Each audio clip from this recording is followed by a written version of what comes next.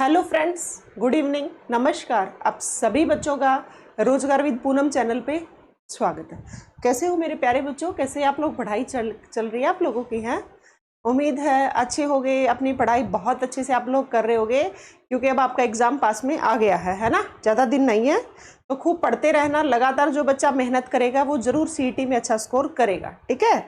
अच्छा देखो, आज हम बच्चों हरियाणा जीके पढ़ेंगे और मैं आप लोगों से एक बात करने आई हूँ। क्लास में आगे लूंगी, मतलब बाद में लूंगी। पहले मुझे एक बात बताओ, क्या कल मंडे से, आज संडे है ना, मंडे से हम लाइव क्लास डालें?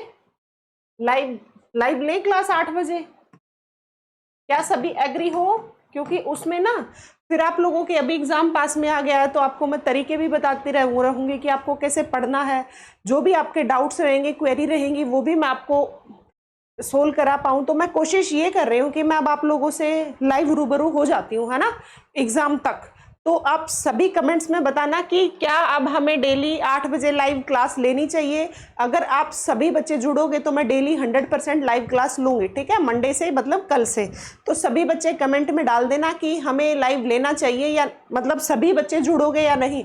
अगर सभी बच्चे आते हो लाइव क्लास में तो ही फायदा है, अदरवाइज आए 5, 10, 20, 25, 50 तो इसका कोई फायदा नहीं है, कोई औचित्य नहीं है, ठीक है।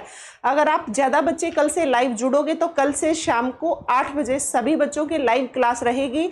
मैं उसमें क्लास में तो पढ़ाऊंगी ही, लेकिन जो भी आपके डाउट रहेंगे, जो भी आपकी समस्याएं रहेंगी, वो मैं कमेंट सेक्शन में भी लास्ट में कुछ देर देख लिया करूंगी। जो डाउट होंगे तभी क्लियर कर दूंगी, ठीक है।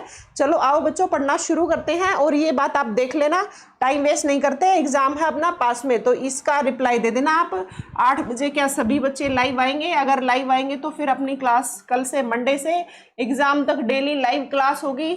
और लाइव क्लास बच्चों अपनी 8 बजे होगी, ठीक है। तो सभी बच्चे बता देना 8 PM, ठीक है। चलो आज एक हरियाणा जीके के जो HSSC में पहले पूछे हुए क्वेश्चन है, मैं आपको पता है अपनी सीरीज चल रही है, हमने हरियाणा जीके पहले सारी कर ली है। ऐसा नहीं है हमने हरियाणा जीके नहीं की है। जो बच्चे लगातार जुड़े हुए हैं उन्होंने, मैं उम्मीद करती हूँ मेरे से जो जुड़े हुए सभी ने हरियाणा जीके जितनी करा दी वो एनफ है, ठीक है। अब हम जो करवा रखा है उसी का रिविजन करते रहेंगे जब तक एग्जाम आएगा।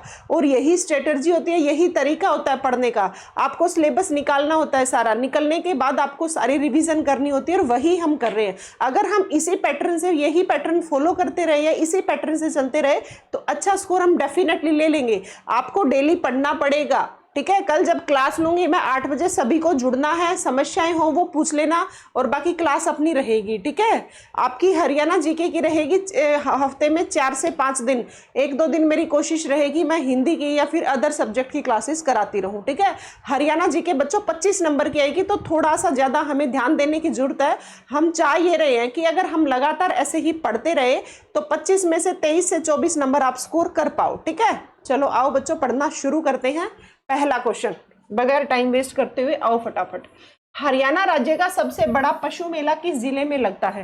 क्वेश्चन है ये। हरियाणा राज्य का सबसे बड़ा पशु मेला कहाँ लगता है? क्या झज्जर में लगता है, मेवात में, या गुरुग्राम में, या कुरुक्षेत्र में? पहले तो मैं आपको ये बता देती हूँ, हरियाणा राज्य का सबसे बड़ा पशु मेला लगता है मेरे प्यारे बच्चों झज्जर में। कहाँ लगता है? झज्जर में। दूसरी बात आपको याद रखनी है, झज्जर जिला कब बना? 15 जुलाई 1997 को हमारे 2 जिले बने थे। आपको याद रखना है FJ से। FJ का मतलब है, F मतलब फतेहाबाद, यहाँ पे F का मतलब फरीदाबाद नहीं है, F का मतलब मेरे प्यारे बच्चों फतेहाबाद, J का मतलब यहाँ पे झज्जर से है, ठीक है। तो हरियाणा राज्य का सबसे बड़ा पशु मेला लगता है कहाँ पे? झज्जर में। और आपको याद रखना है झज्जर जिला कब बना था? 15 जुलाई 1997 को। इसी के साथ जिस दिन हमारा झज्जर जिला बना उसी दिन हमारा एक और जिला बना था, वो बना था मेरे प्यारे बच्चों फतेहाबाद। तो 2 जिले हमारे 15 जुलाई 1997 को बने थे, ठीक है। और अब मैं डेली आपको क्लास में बोलती रहती हूँ कि पढ़ते रहना, पढ़ते रहना। अगर अब बच्चा नहीं पढ़ेगा, जो बच्चा अब ढील करेगा वो बच्चा डेफिनेटली फंसेगा, ठीक है। तो लगातार आप पढ़ने की जरूरत है, एग्जाम बिल्कुल पास में साफ दिखाई दे रहा है, और अब भी आप नहीं पढ़ोगे तो फिर आपका कोई सोल्यूशन नहीं है, ठीक है। चलो बच्चों, आपको याद रखना है झज्जर में लगता है सबसे बड़ा पशु मेला, ये भी बातें आपको याद रखनी है, ठीक है। हमारे प्रथम CM भगवत दयाल शर्मा, हरियाणा के फर्स्ट CM भगवत दयाल शर्मा इनका संबंध कहाँ से बच्चों? इनका भी संबंध बेरी झज्जर से था। कहाँ से? बेरी झज्जर से था। ये भी आपको याद रखना है। कहाँ से है? फर्स्ट हमारे हरियाणा के सीएम भगवत दयाल शर्मा, इनका संबंध भी बेरी झज्जर से था। ये आपको याद रखना है, ठीक है। चलो आओ। और एम्स बाड़सा कैंसर संस्थान जो हमारा बन गया है, बाड़सा में कैंसर संस्थान जो बना है वो हमारा बाड़सा झज्जर की ही जगह है। ये भी आपको याद रखना है, ठीक है। अगला क्वेश्चन देखो, झज्जर के किस कस्बे को धनाढ्य लोगों की नगरी कहा जाता है? धनाढ्य मतलब खूब धनी अमीर लोग झज्जर जिले के कहाँ पे रहते हैं? तो आपको याद रखना है बच्चों, झज्जर जिले के बेरी कस्बे को हम, एक सेकेंड, बेरी कस्बे को मेरे प्यारे बच्चों हम धनाढ्य लोगों की नगरी कहते हैं। मतलब यहाँ पे ऐसे मान सकते हैं कि यहाँ पे बहुत धनी लोग रहते हैं, ठीक है, इसीलिए बेरी को धनाढ्य लोगों की नगरी कहा जाता है। बेरी से आपको एक और भी बात याद रखनी है। क्या? भीमेश्वरी देवी मंदिर कहाँ है? आप बताओ, बहुत बार बता दिया मैंने। भीमेश्वरी देवी मंदिर, भीमेश्वरी देवी मंदिर मेरे प्यारे बच्चों ये बेरी झज्जर में ही है, ठीक है। ये भी आपको याद रखना है। कई बार आता है डिग्गल कहाँ पे है, तो ये बेरी डिग्गल झज्जर की ही जगह है बच्चों, ठीक है। एक बार स्पेशल पूछ लिया था डिग्गल कहाँ पे है, जो आसपास के हैं उनको तो पता है, झज्जर जिले के हैं या फिर रोहतक के आसपास के, लेकिन जो अदर डिस्ट्रिक्ट से हैं उनको नहीं पता होगा। ये भी आपको याद रखना। और भीमेश्वरी देवी मंदिर हमारा बेरी झज्जर में है। एक है भीमा देवी मंदिर,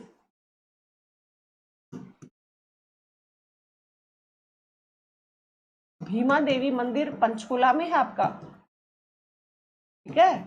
लेकिन भीमेश्वरी, वो तो भीमा देवी मंदिर पंचकुला में है, लेकिन भीमेश्वरी देवी मंदिर बच्चों बेरी झज्जर में है। ये बात आपको याद रखनी है।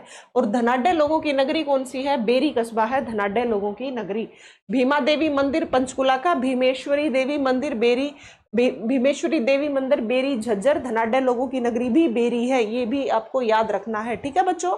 चलो आगे आओ। हरियाणा का सबसे बड़ा बस स्टैंड किस जिले में है? ये भी आपको याद रखना है। हरियाणा का सबसे बड़ा बस स्टैंड झज्जर का ही है। अगला क्वेश्चन देखो, गैर वन क्षेत्रों में वृक्षारोपण गतिविधियों में अपनी ना अब डेली क्लासेस चल रही हैं। जिस भी बच्चे ने, कल मैंने पॉलिटी की क्लास ली थी, जिस भी बच्चे ने कल पॉलिटी की क्लास नहीं ली है वो सभी बच्चे पॉलिटी की क्लास देख लेना, क्योंकि एचएसएससी में जितने क्वेश्चंस पूछे जाते हैं पॉलिटी के, वो सारे क्वेश्चंस मैंने कराए हैं। बार बार एचएसएससी के द्वारा रिपीटेड क्वेश्चन है वो क्वेश्चंस तो कम से कम आपको पढ़ के ही जाने हैं। कल क्लास ली थी मैंने पॉलिटी की, तो सभी बच्चे कल की क्लास जरूर देख लेना। पॉलिटी लिख के ही साफ साफ लिखवा रखा है, ठीक है। तो वो क्लास हर बच्चे को ले लेनी है, क्योंकि जितने आर्टिकल्स आते हैं, जोन जोन से भाग पूछे जाती हैं, जितनी अनुसूची पूछी जाती है, सारी की सारी बातें मैंने कल की क्लास में बताई हुई हैं। तो कल की क्लास बहुत इंपॉर्टेंट थी, हर बच्चे को कल की क्लास ले लेनी है। आज अपनी हरियाणा जीके है और मंडे से अब डेली लाइव क्लास आएगी शाम को 8 बजे। जो बच्चे फी पे नहीं कर सकते, जो सच में ही अच्छा स्कोर करना चाहते हैं, बगैर टाइम वेस्ट करते हुए पढ़ना चाहते हैं कि हमारा कोई टाइम वेस्ट ना हो, ठीक है, वो बच्चे पढ़ना चाहते हैं, तो वो बच्चे अपने चैनल से जरूर जुड़े। जो नए बच्चे आ रहे हैं वो चैनल को सब्सक्राइब जरूर कर लेना मेरे प्यारे बच्चों, क्योंकि मैं आप लोगों को पढ़ाती तो हूँ ही हूँ, उसके साथ में आपको किस तरीके से पढ़ना है, कैसे पैटर्न फॉलो करके आप अच्छा स्कोर कर सकते हो, वो भी बातें मैं आपको साथ के साथ बताती रहती हूँ। जो बच्चा जैसे जो शुरुआत से जो बच्चे जुड़े हुए हैं, अब तक वो बच्चे जुड़े पढ़ते ही जा रहे हैं अपने साथ में, वो डेफिनेटली अच्छा स्कोर करेंगे, क्योंकि मैं बहुत बार तरीके भी बताती रहती हूँ बच्चों को। तो वो क्यों पीछे रहेंगे? नहीं रहेंगे, लगातार तो पढ़ना पड़ेगा ही। कुल मिला के आपको तरीके भी पता होने चाहिए कि जो आप पढ़ रहे हो उनको किस तरीके से पढ़ना है। ये बातें भी अपनी क्लास में होती रहती हैं। तो जो नए बच्चे हैं वो अपने चैनल को सब्सक्राइब कर लेना, ठीक है। और जो क्लास पढ़ा रही हूँ इसकी PDF मिलेगी आपको टेलीग्राम चैनल पे। टेलीग्राम चैनल का नाम भी अपना रोजगार विद पूनम से ही है, ठीक है। सभी बच्चे टेलीग्राम चैनल को भी ज्वाइन कर लेना, क्योंकि वहां पे मैं PDF डालती हूँ, ठीक है। आगे आओ। गैर वन क्षेत्रों में वृक्षारोपण गतिविधियों में सामुदायिक की भागीदारी, हेलो, हाँ अल्टा क्लास चल रही है, बाद में गैर वन क्षेत्रों में वृक्षारोपण गतिविधियों में सामुदायिक भागीदारी को प्रोत्साहित करने के लिए हरियाणा सरकार द्वारा निम्नलिखित में से कौन सी योजना शुरू की गई है। क्वेश्चन को बड़े ध्यान से पढ़ना है। हमेशा पेपर को हल करने से पहले आपको क्वेश्चन को ध्यान से पढ़ना पड़ेगा। कई बार पेपर में क्वेश्चंस बहुत आसान मिलेंगे, उसमें आपको उतावलापन नहीं दिखाना। आराम से, जैसे आपको जो क्वेश्चन टफ लगता है उसको बड़े शांतिपूर्वक आप पढ़ते हो, ऐसे ही आपको जो क्वेश्चन आसान लगता है उसको भी ऐसे ही शांतिपूर्वक तरीके से आपको पढ़ना पड़ेगा।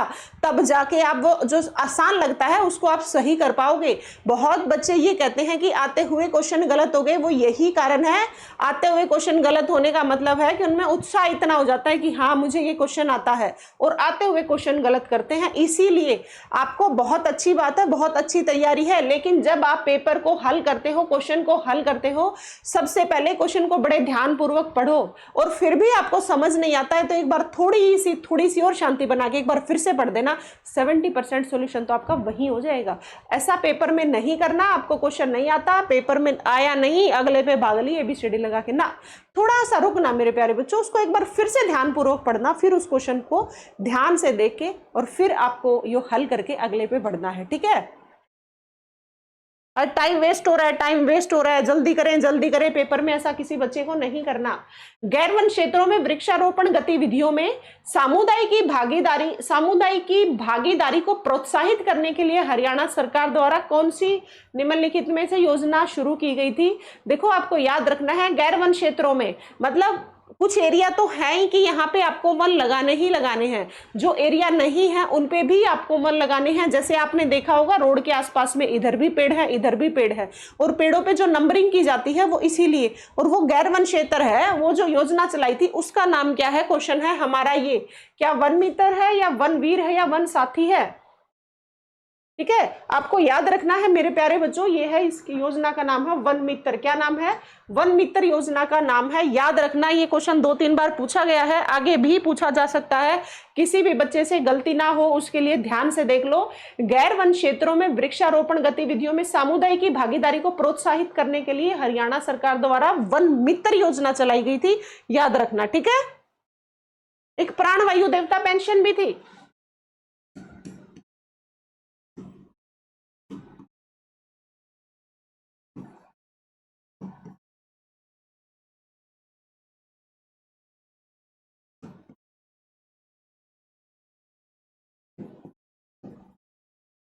ठीक है, प्राण वायु देवता पेंशन योजना, ये भी हरियाणा सरकार के लिए द्वारा 22 मई 2021 को चलाई गई थी ये वाली। ठीक है, और आपको ये याद रखना है, इसमें क्या था कि 75 साल से जो पेड़ ऊपर के हैं उनके लिए थी, ताकि इन पेड़ों की देखरेख की जाए। और जो हर एक पेड़ का जैसे डिवाइड कर दिया था, ये वाले पेड़, ये अगर ये बंदा गारंटी लेता है कि मैं इन पेड़ों की देख रेख कर पाऊंगा या रखवाली, तो उनको सरकार द्वारा कुछ पेंशन भी दी जा रही थी, कुछ क्या 2500 दी जा रही थी। ठीक है, तो वन मित्र आपको याद रखना है। प्राण वायु देवता पेंशन योजना भी इसी से है। एक आपको याद रखना है, तरु दिवस कब मनाया जाता है। हमारे हरियाणा में तरु दिवस आता है, एक तरु दिवस के लिए क्वेश्चन आता है, तरु दिवस कब मनाया जाता है। आपका पेपर जुलाई में होगा तो डेफिनेटली ये बात पूछी जा सकती है।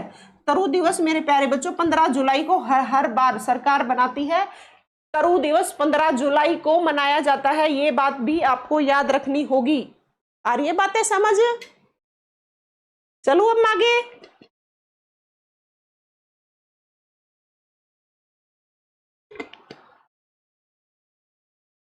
चलो बच्चों,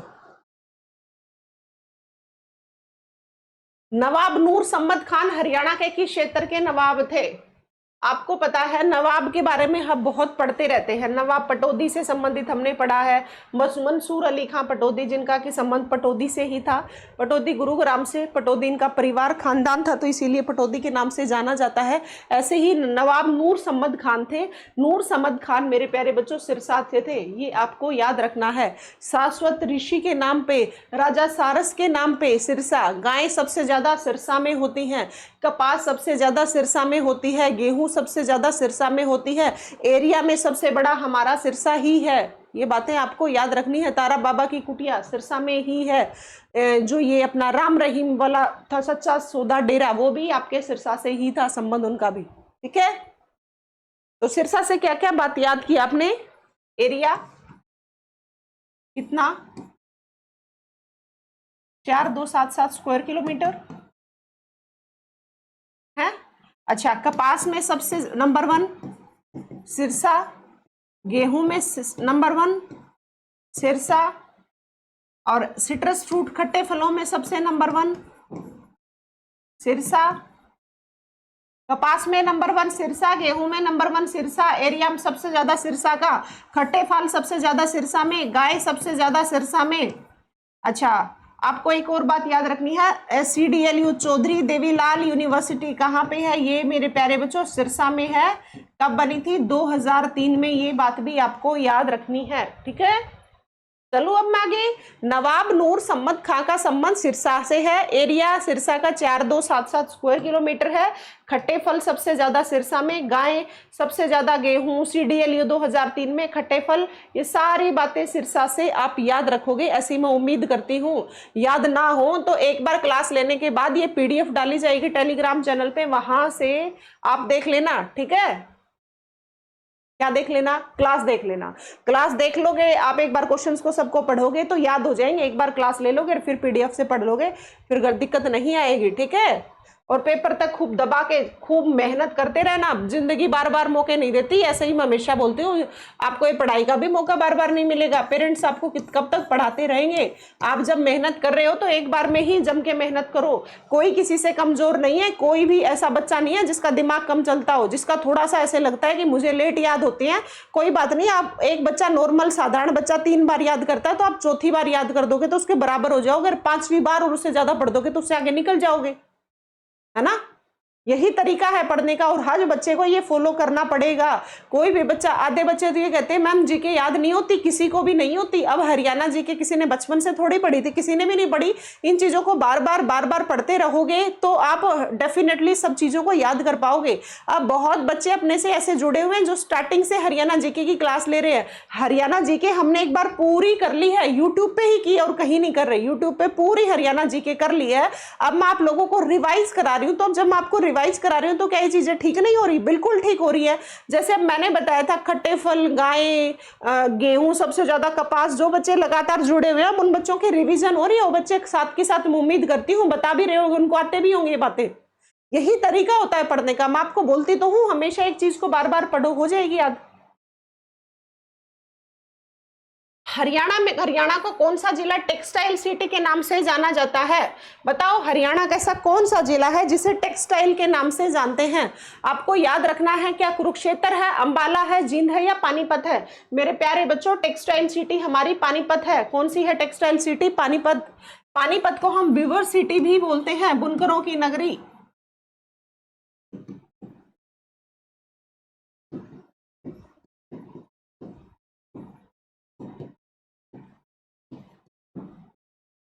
यहाँ पे अपने आर्मी के बहुत ज्यादा कंबल बनते हैं, यहाँ से बहुत ज्यादा कंबल आर्मी को भेजे जाते हैं, लगभग 65% ऑन एन एवरेज, ठीक है। अच्छा, NFL नेशनल फर्टिलाइजर लिमिटेड कहाँ? पानीपत में। यूरिया उर्वरक संयंत्र कहाँ? पानीपत में।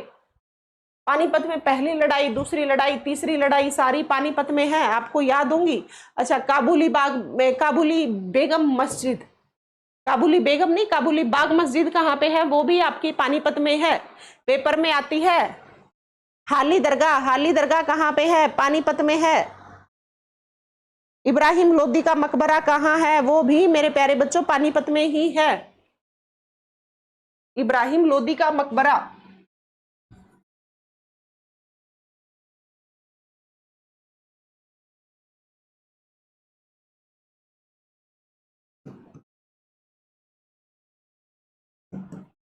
वो कहाँ है? वो भी बच्चों पानीपत में है। इब्राहिम लोदी का मकबरा कहाँ है मेरे प्यारे बच्चों? पानीपत में है। विवर सिटी बता दिया, NFL बता दिया, पानीपत में। यूरिया और उर्वरक संयंत्र पानीपत में। इब्राहिम लोदी का मकबरा पानीपत में। काबुली बाग बेगम मस्जिद कहाँ पे है? पानीपत में।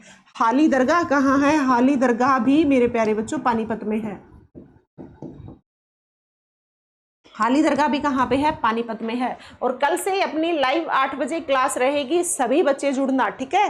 ज्यादा से ज्यादा क्वेश्चंस करेंगे, बहुत सारी बातें खूब आपके एग्जाम में आने वाली बताऊंगी, और जो भी आपकी क्वेरी है कल की क्लास में ले सकते हो। अब डेली शाम को 8 बजे अपनी क्लास रहेगी, ठीक है। चले बच्चे आगे बढ़े। चलो, विष्णु शंभू के चिट्ठे किसके द्वारा लिखे गए थे?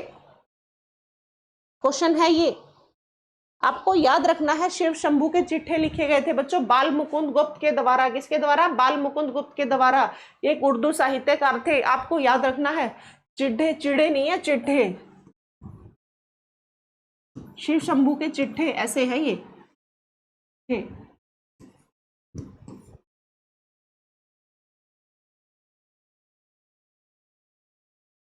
शिव शंभू के चिट्ठे का किसने लिखे बच्चों? बाल मुकुंद गुप्त, याद रखना। अगला क्वेश्चन देखो, हरियाणा के केवल 2 जिले ही अपनी सीमा भारत के किसी अन्य राज्य के साथ साझा नहीं करते। एक है चरखी दादरी, दूसरा कौन सा है? मैंने आपको बहुत बार बताया है, ये अपना हरियाणा है। हरियाणा के यहाँ पे आपका क्या है? आपका यहाँ पे है हिमाचल प्रदेश। यहाँ पे क्या है? यहाँ पे मेरे प्यारे बच्चों उत्तराखंड है। और ये पूरी ही बाउंड्री टच होती है आपकी यूपी से। इधर आपका टच है पंजाब और इधर है आपका राजस्थान। तो आपके हरियाणा से कितने राज्य टच होते हैं? आपके हरियाणा से 5 राज्य टच होते हैं। पंजाब होता है, राजस्थान होता है। ये आपसे डायरेक्शन पूछ ली जाए तो भी आपको ये डायरेक्शन सब याद रखनी है। ये है नॉर्थ, ये है साउथ, ये है ईस्ट, ये है वेस्ट बच्चों, ठीक है। हिमाचल प्रदेश हो गया, उत्तराखंड हो गया, यूपी हो गया, राजस्थान हो गया, पंजाब हो गया, ठीक है। North, south, east, west. अच्छा, तो अब बात पूछी गई है अन्य राज्य के साथ साझा नहीं करते। आपके हरियाणा का हर एक जिला किसी ना किसी राज्य के साथ टच करता है। केवल और केवल 2 जिले ऐसे हैं जो किसी के साथ टच नहीं करते। वो कौन से हैं? वो आपके हैं, एक तो है रोहतक। कौन सा है बच्चों? रोहतक। दूसरा भिवानी से अलग करके एक जिला बनाया गया चरखी दादरी, वो भी आपका किसी अन्य राज्य के साथ टच नहीं होता। चरखी दादरी भी किसी अन्य राज्य के साथ टच नहीं होता। और एक है रोहतक। और सारे के सारे जिले कहीं पंजाब से टच होते हैं, कहीं राजस्थान से, कहीं इधर है यूपी से, उत्तराखंड से, हिमाचल प्रदेश से। हर किसी से कोई ना कोई जिला टच होता है। लेकिन रोहतक और चरखी दादरी केवल 2 जिले ऐसे हैं जो किसी भी अन्य राज्य के साथ टच नहीं होते। टच इन द सेंस अपनी सीमा साझा नहीं करते, ठीक है। तो एक तो चरखी दादरी हो गया, दूसरा नाम मेरे प्यारे बच्चों रोहतक है। ये आपको याद रखना है। अब यहाँ से आपसे डायरेक्शन पूछ ली जाए, आपके इसमें पूर्व में कौन है, नॉर्थ ईस्ट में कौन है, नॉर्थ में कौन है, नॉर्थ वेस्ट में कौन है, साउथ में कौन है या साउथ वेस्ट में कौन है, तो आपको ये सारी की सारी बातें पता होनी चाहिए। आगे बात समझ, इसीलिए ये सारे के सारे मैंने आपका कौन सा राज्य कैसे हरियाणा से पास टच करता है, सीमा साझा करता है, इसीलिए ये बातें लिखी हैं और सभी बातें ध्यान में रखोगे, ऐसा मैं उम्मीद करती हूँ आपसे। आगे बढ़ूं, 8वें क्वेश्चन का ए उत्तर है। अगला चलो, 1969 में हरियाणा को द्वितीय भाषा के रूप में अपनाया गया। कौन सी भाषा है? पेपर में बहुत बार आता है। ये देखो, मैं इसकी बात बताती हूँ क्या मामला है। ये आपको पता है बच्चों, हमारा हरियाणा पंजाब से अलग हुआ था 1 नवंबर 1966 को। इसका मतलब हमारा हरियाणा एक अलग राज्य के रूप में अस्तित्व में आया 1 नवंबर 1966। ये बात सभी को पता है। फिर आपको याद रखना है, आपको जब 1925 है तब से लेके 1966 तक, तब तक हमारा हरियाणा जब पंजाब से अलग नहीं हो गया, तब तक कभी कुछ चल रहा है, कभी कुछ लड़ाई चल रही है, कभी किस बात पे वाद विवाद चल रहा है। कुल मिला के तब से ये संघर्ष जारी था कि इनकी भाषा, पंजाब में जो लोग रहते हैं उनकी भाषा है पंजाबी, और जो इधर के एरिया में रहते हैं उनकी भाषा है हिंदी। दोनों की जो भाषा है वो मिसमैच हो रही है, मतलब मैच नहीं हो रही है, तो समस्या आ रही है। तो हर टाइम भाषा को लेके विवाद रहा और बहुत लोगों ने संघर्ष भी किया इसके लिए कि ये वाला जो एरिया है इसको अलग कर दो और उधर वाला जो पंजाबी भाषा बोलते हैं उस एरिया को अलग कर दो। लेकिन ये सारा मामला 1 नवंबर 1966 को अलग हुआ। उससे पहले हर समय भाषा को लेके वाद विवाद चलते रहे थे। एक तो ऐसा भी समय था जब जहाँ पे ये जो अपनी टेरिटरी है, जिसे अब आज हम हरियाणा बोलते हैं, हरि का आना, हरि का वास, ठीक है, जिसे हम हरियाणा बोल रहे हैं, यहाँ पे इन लोगों पे ये थोप दिया गया था कि आप एक भाषा के रूप में पढ़ोगे वो भाषा होगी आपकी पंजाबी, जो कि आपके लिए कंपलसरी होगी। फिर ये जो हरियाणा में जो लोग रहते हैं इन्होंने ये भी कहा कि हमें तो ये भाषा आती भी नहीं है और ना ये हमारे कहीं काम आएगी, तो हमें पढ़ने की क्या जरूरत है इसको, इससे बेटर तो हम इंग्लिश पढ़ेंगे। कल को ना हमें कुछ अपना सेटअप करना है, हमारा खुद का स्टार्टअप करना है, या फिर हमें किसी कंपनी में जॉब करना है, कोई बिजनेस करना है, तो कम से कम हमारी ऑल ओवर इंडिया में इंग्लिश है, तो हम कहीं ना कहीं अगर मान लो हमें साउथ की साइड जाना है तो वो कहीं काम तो आएगी। ये पंजाबी भाषा तो हमारे कहीं काम ही नहीं आनी।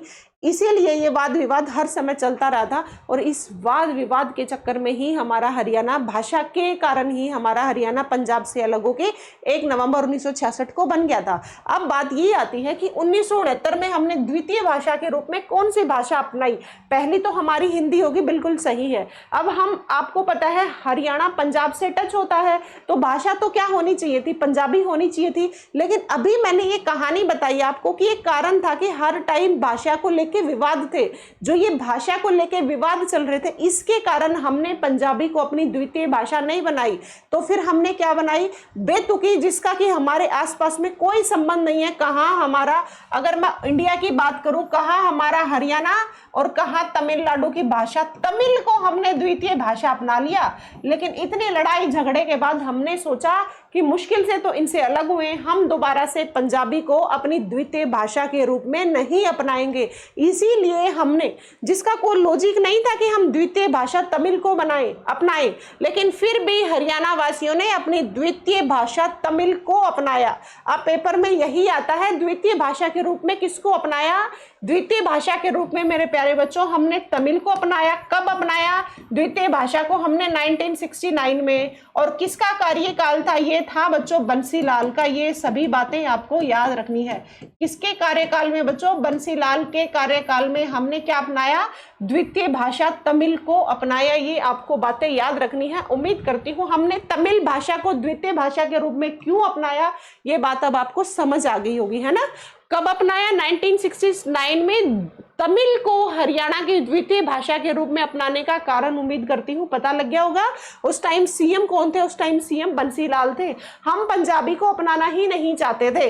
देख लो 1969 से लेके हमने 2010 तक हमारी द्वितीय भाषा तमिल ही रही और एट प्रेजेंट पे हमारी द्वितीय भाषा पंजाबी है, जो कि 2010 में हमने द्वितीय भाषा पंजाबी को माना। और ये 2010 में किसने किया, द्वितीय भाषा को किसने अपनाया, द्वितीय भाषा पंजाबी को ये अपनाया भूपेंद्र सिंह के कार्यकाल में,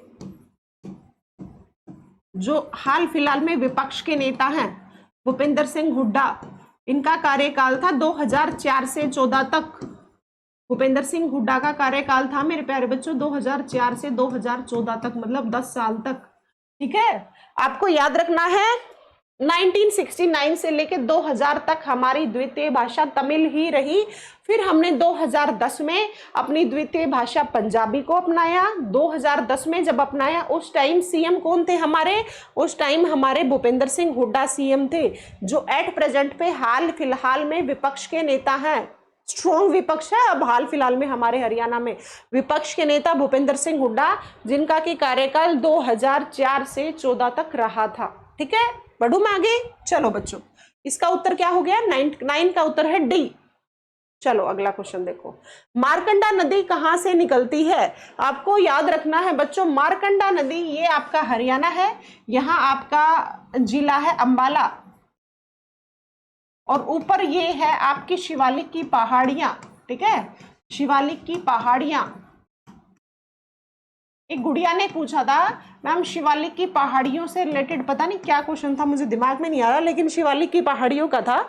उसने ये पूछा था, हाँ उसने ये पूछा था कि मैम शिवालिक की पहाड़ियां ऑल ओवर हरियाणा में इतनी हैं या फिर शिवालिक की पहाड़ियां ही हमारे हरियाणा में इतनी हैं। पता नहीं क्या क्वेश्चन था, मुझे ध्यान नहीं आ रहा, लेकिन मैं उसको समझा देती हूँ। मैं समझ तो गई थी, एक्चुअली मैं क्वेश्चन बता नहीं पा रही आपके कि वो सही करेक्ट उसकी जो भाषा थी वो क्या थी। लेकिन आपको ये याद रखना है कि शिवालिक की पहाड़ियों की रेंज तो काफी है, लेकिन हमारे हरियाणा में जो शिवालिक पहाड़ियां है, ये जो शिवालिक के पहाड़ हैं, ये 1.67% पे हैं। ये आपको याद रखना है। केवल, हाँ ये था ऑल ओवर शिवालिक की पहाड़ियां केवल 1.67% है, नहीं कोई भी चीज अपने आप में 100% होती है। उस 100% में से ये शिवालिक के पहाड़ हमारे हरियाणा में 1.67 एरिया को कवर किए हुए हैं, बात है ये, ठीक है। चलो अब मैं बताना चाह रही थी शिवालिक की पहाड़ियां। हिमाचल प्रदेश में भी शिवालिक की पहाड़ियां हैं। हिमाचल प्रदेश की धरती धर की,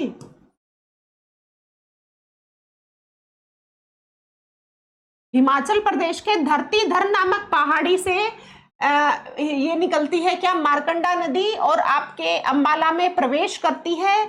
और अंबाला में प्रवेश करने के बाद ये कुरुक्षेत्र के सन्निहित झील में सम्मिलित हो जाती है। इसका मतलब मारकंडा नदी कहाँ कहाँ बहती है, ये सारी बातें समझो। आपका हरियाणा के ऊपर जैसे आपको पता है शिवालिक की पहाड़ियां हैं हमारे हरियाणा में 1.67%। आपको ये याद रखना है। ऊपर है हिमाचल प्रदेश, हिमाचल प्रदेश में भाई एक धरतीधर की पहाड़ी है। धरतीधर की पहाड़ी से ये मारकंडा नदी निकलती है, ये निकल के आपके अंबाला में प्रवेश करती है। तो इसका मतलब क्वेश्चन आ जाए कहां से निकलती है, शिवालिक की पहाड़ी से निकलती है। कौन से राज्य से निकलती है, हिमाचल राज्य से निकलती है।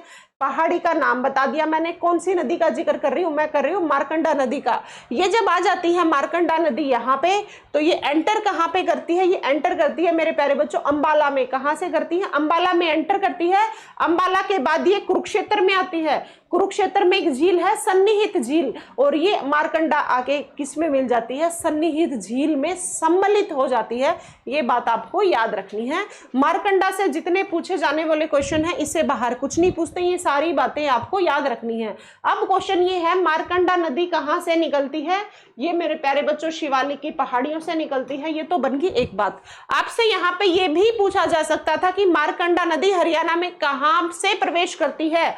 आपको याद रखना है हरियाणा में अंबाला में प्रवेश करती है। कौन कौन से जिलों में बहती है, तो आपको याद रखना है अंबाला और कुरुक्षेत्र में बहती है। केवल छोटी सी नदी है मारकंडा नदी। इसी का नाम मारकंडा का कई बार पेपर में आता है। मारकंडा का पुराना नाम क्या है वो भी लिख लो। मारकंडा का पुराना नाम मेरे प्यारे बच्चों अरुणा है।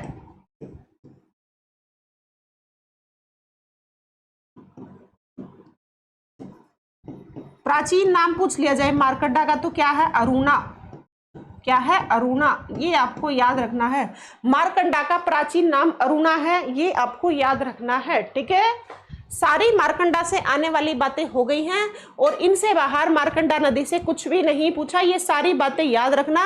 और साथ के साथ जो बच्चा लिख रहा है ये सन्निहित है। जो बच्चे लिख रहे हैं, जो जो नई नई बातें लग रही है वो सारी लिखती रहना, क्योंकि पेपर में आती हैं। लिखी हुई चीजें याद भी रहती है, लिखते रहोगे तो उससे बेस्ट कुछ भी नहीं है।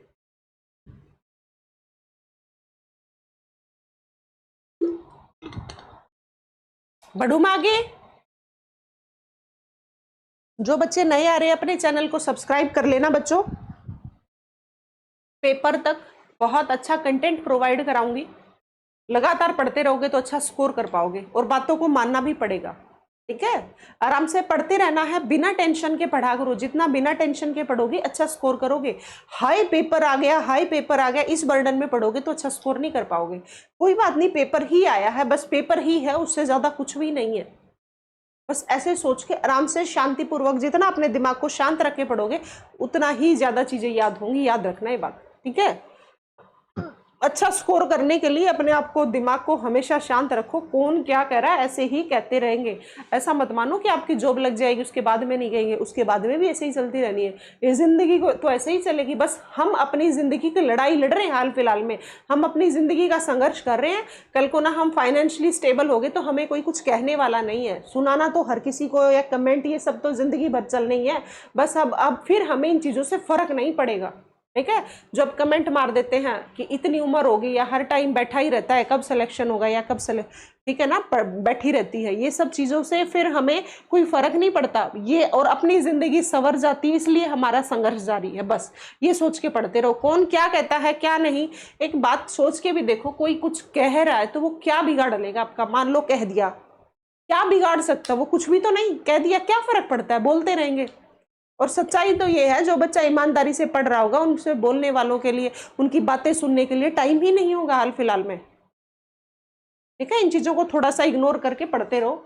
हरियाणा राज्य का निर्माण डैश के आधार पर पंजाब से किया गया था। अभी मैं कितनी देर बता रही थी, हरियाणा राज्य का निर्माण भाषा के आधार पे, ये लड़ाई ही भाषा की थी। हरियाणा वासियों को कुछ समय, मतलब 1 नवंबर 1966 को जब आपका हरियाणा राज्य अलग से बना, उससे पहले कुछ समय पहले ये भी कहा गया था कि आपको क्या करना है कि आपको एक सब्जेक्ट के रूप में पंजाबी भाषा पढ़ लेनी चाहिए। जब यहाँ के लोगों ने ये बहुत बड़ा मुद्दा उठाया था, बहुत बड़ी समस्या दिखाई थी कि भाई हम पंजाबी क्यों पढ़ें, हमें पंजाबी पढ़ने से हमारे कभी जिंदगी में कहीं काम थोड़े आएगी। अगर हम पंजाबी नहीं भी सीखेंगे तो क्या हमारा काम नहीं चल रहा।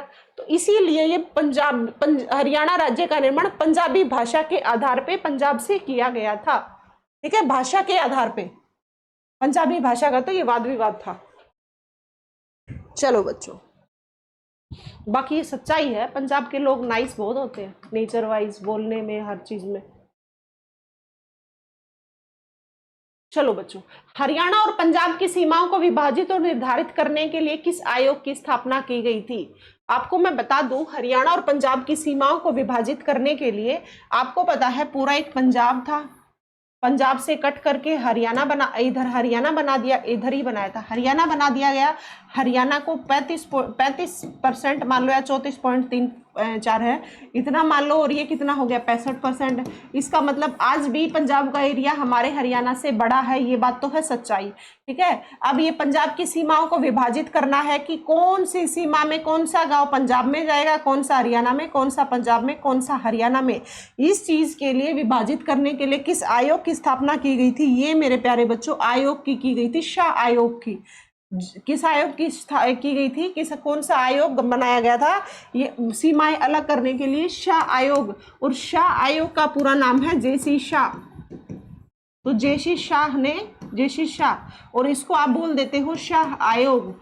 इसी आयोग ने हरियाणा और पंजाब की जो सीमाएं हैं इनको विभाजित किया था। ठीक है, और शाह आयोग में 3 बंदे थे। कौन कौन से थे? एम फिलिप, जेसी शाह और एस दत्त। ये भी पूछ लेते हैं। शाह आयोग में 3 मेंबर थे। 3 मेंबर कौन कौन से थे? कई बार 4 देके पूछ लेंगे, कौन सा एक नहीं था, तो आपको वो भी याद रखना है। क्या? एक बार सुनो, जेसी शाह थे, एम फिलिप थे और एस दत्त थे। एस दत्त लिख लो या फिर एस लिख लो। ठीक है, S Dutt, J C Shah, M Philip और एस दत्त। बस इसके मुखिया जेसी शाह थे, इसीलिए इसका नाम शाह आयोग पड़ गया। हरियाणा और पंजाब की सीमाओं को विभाजित करने के लिए आयोग बनाया गया था।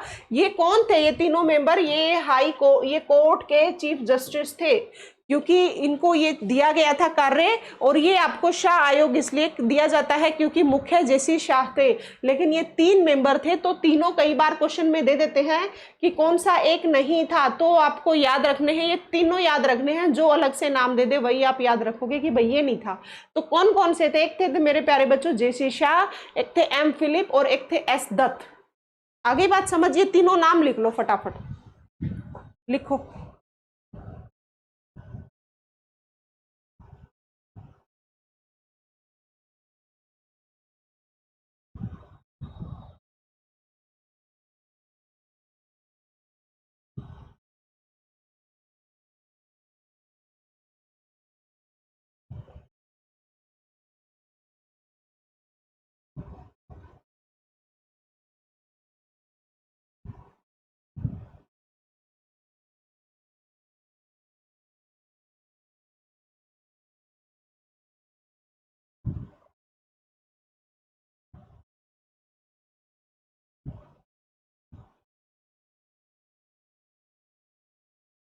और सभी बच्चों को एक सूरजकुंड मेले के बारे में सब कुछ देख लेना है।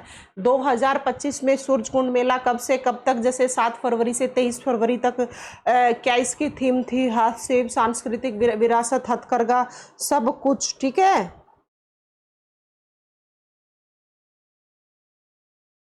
सूरजकुंड मेला हर बच्चे को देख के जाना है। और पॉलिटी की क्लास ली थी कल परसों मैंने, वो सभी बच्चे वो क्लास को देख लेना पॉलिटी की, क्योंकि पॉलिटी की क्लास जब आप देखोगे तो आपको लगभग पॉलिटी जितनी आती है एग्जाम में क्लियर हो जाएगी। आगे बढ़ो बच्चों, 12th का हो गया ए आंसर। ये तीनों नाम याद रखना, बोलो मेरे साथ, J C Shah, M Philip, S Dutt. J C Shah, M Philip, S Dutt. आगे बढ़ो। हरियाणा में डैश जिले में एक नए अखिल भारतीय आयुर्विज्ञान संस्थान की स्थापना की जानी है। मैंने आपको बताया पहले एक एम्स बनाया गया था, all India institute of medical sciences, all India institute of medical sciences. ये मेरे प्यारे बच्चों बनाया गया था पहला बाड़सा झज्जर में। कहाँ पे बनाया गया था? बाड़सा झज्जर में बनाया गया था। ठीक है। दूसरा एम्स हाल फिलहाल में बन रहा है, आपका जो दूसरा एम्स बन रहा है बच्चों वो बन रहा है रेवाड़ी में। ये आपको याद रखना है, दोनों के दोनों आपको एम्स याद रखने पड़ेंगे। ठीक है। पहला एम्स कहाँ पे? बाड़सा झज्जर। अब सेकंड जो हाल फिलहाल में बन रहा है रेवाड़ी में, all India institute of medical sciences, ये था कैंसर के लिए, और ये वाला बनेगा ऑल ओवर। ठीक है। बढ़ू मैं आगे।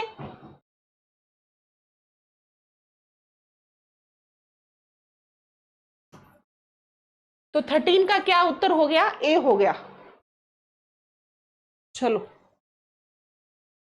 अगला देखो, झज्जर के रहने वाले मनु भाकर एक प्रसिद्ध क्या है?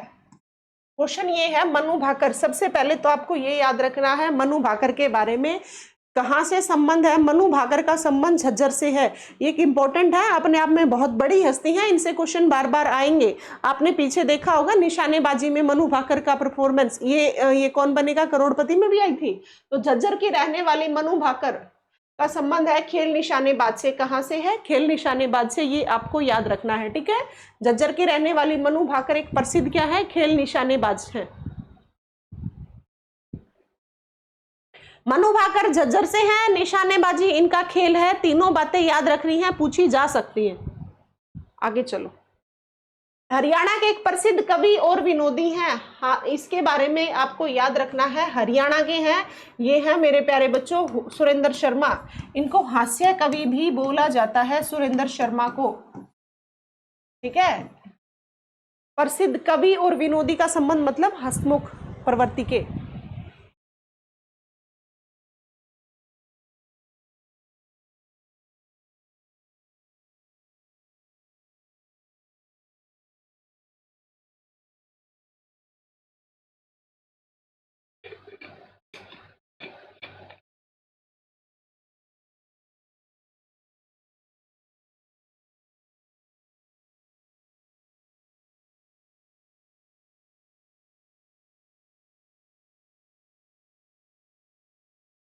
चलो बच्चों अगला पढ़ो, पढ़ो 16th क्वेश्चन।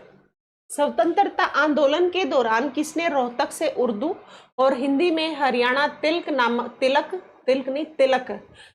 साप्ताहिक पत्रिका प्रकाशित की थी? स्वतंत्रता आंदोलन के दौरान किसने रोहतक से उर्दू और हिंदी में हरियाणा तिलक नामक साप्ताहिक पत्रिका प्रकाशित की थी? स्वतंत्रता आंदोलन के पहली बात तो आपको इनका नाम याद रखना है, श्री नेकीराम शर्मा, ना सॉरी पंडित श्री राम शर्मा। जब भी ये बहुत बार पता नहीं पूछी जाती है, साप्ताहिक पत्रिका है इनकी, क्या नाम से? हरियाणा तिलक। क्या नाम से है? हरियाणा तिलक। ये आपको याद रखना है, हरियाणा तिलक है।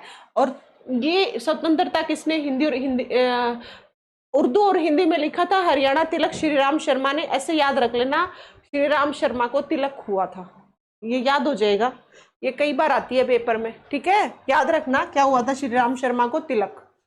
चलो आगे बढ़ो बच्चों। महात्मा गांधी राष्ट्रीय ग्रामीण रोजगार गारंटी स्कीम मनरेगा,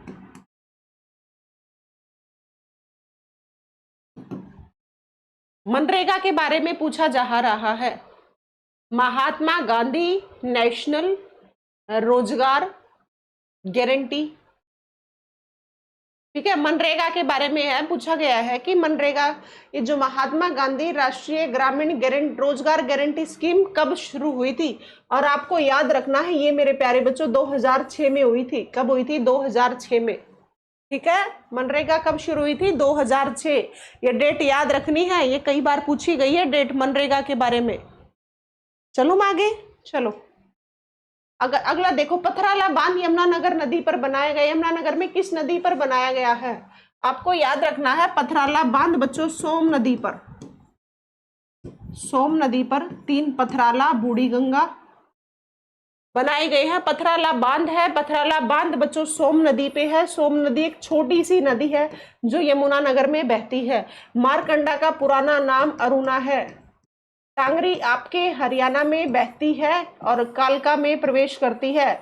आपके हरियाणा से निकल के ही हरियाणा में विलुप्त होने वाली नदी टांगरी यही नदी है। साहिबी दक्षिण की नदी है जिसके ऊपर मसानी बांध बनाया गया है 1979 में।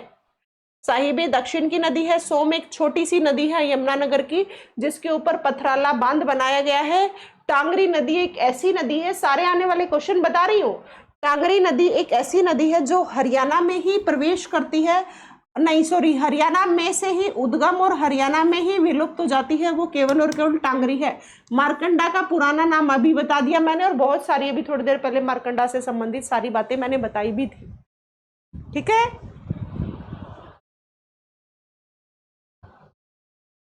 बढ़ू मैं आगे।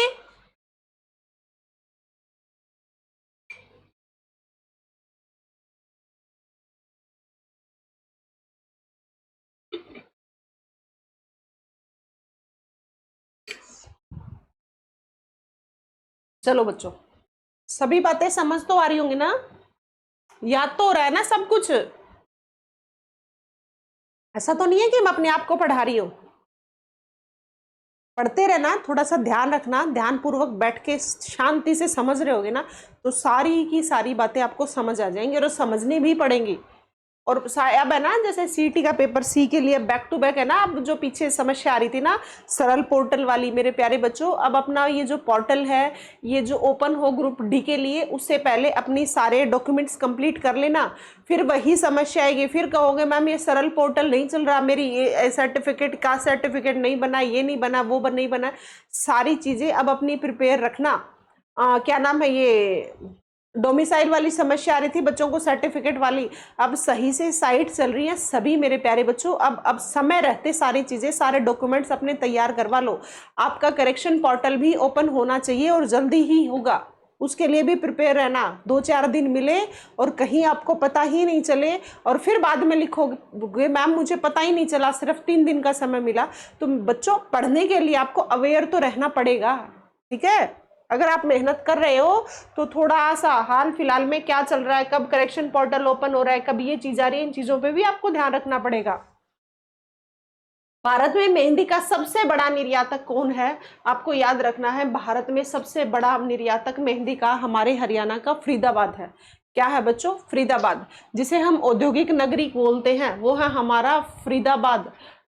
उद्योग विहार हम गुरुग्राम को बोलते हैं और औद्योगिक नगरी हम फरीदाबाद को बोलते हैं। उद्योग विहार गुरुग्राम, याद रखना। बढ़ू आगे, चलो। हरियाणा में सबसे बड़ा पशु मेला किस जिले में आयोजित किया जाता है? अभी थोड़ी देर पहले भी क्वेश्चन आया था, देख लो। HSSC में आए हुए पहले के क्वेश्चन उठा रखे हैं और पहले भी पूछा गया, फिर पूछा गया, इसका मतलब ये क्वेश्चन इंपॉर्टेंट है, बार बार पूछे जा रहे हैं। वही क्वेश्चन करा रही हूँ जो HSSC के प्रीवियस ईयर क्वेश्चंस हैं।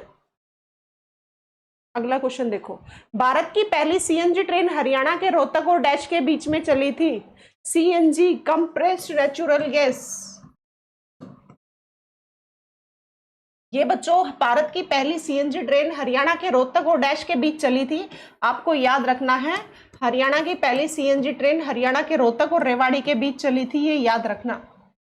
ठीक है, हरियाणा का परिवहन करके मैंने एक पूरा टॉपिक करा रखा है, सभी बच्चे वो टॉपिक को कर लेना, हरियाणा के परिवहन को, वहां से क्वेश्चन आता है। और बहुत बच्चों को हरियाणा के परिवहन का टॉपिक मुश्किल लगता है, उस क्लास को देखने के बाद पूरी की पूरी आपको साथ की साथ याद हो जाएंगी। मैंने हरियाणा के परिवहन का खुद अपने हाथ से लिख के और फिर आपको समझा रखी है सारी बातें। ठीक है, मैंने खुद अपने हाथों से पूरी की पूरा लिख रखा है, उसको आप देख जाना, उससे बाहर कुछ नहीं आएगा। तो हरियाणा के परिवहन का टॉपिक हर बच्चा पढ़ के जाना। डैश नृत्य के रूप में, गाने सवाल और उत्तर के रूप में होते हैं, कौन सा ऐसा नृत्य है? आपको याद रखना है, ये बहुत बार आता है। कौन सा एक ऐसा नृत्य है हरियाणा का जो प्रश्न उत्तर के माध्यम से किया जाता है? इधर से एक साइड से प्रश्न बोला जाता है, एक साइड से उत्तर, फिर प्रश्न बोलेंगे फिर उत्तर, इस तरीके से ये बोला जाता है। और ये आप भी नहीं जानते और मैं भी नहीं जानती, लेकिन ये हमारी मम्मी जानती हैं, सभी लगभग मम्मियों को पता होगा। इसे बोलते हैं लूर नृत्य। होली का जब त्योहार आता है उससे पहले 5-7 दिन पहले ये खेलने शुरू करते हैं, नृत्य शुरू हो जाता है, जिसका कि नाम है लूर नृत्य। ये ही क्या होता है, इस लूर नृत्य में प्रश्न उत्तर के माध्यम से ही ये नृत्य किया जाता है, मतलब खेला जाता है। ठीक है, ये है लूर नृत्य बच्चों। गाने सवाल उत्तर के रूप में, गाने सवाल उत्तर हो सकता है, यहाँ पे ऐसे भी लिखा जा सकता था, ऐसा कौन सा नृत्य है जिसमें प्रश्न उत्तर के माध्यम से किया जाता है, तो वो ये लूर नृत्य ही है।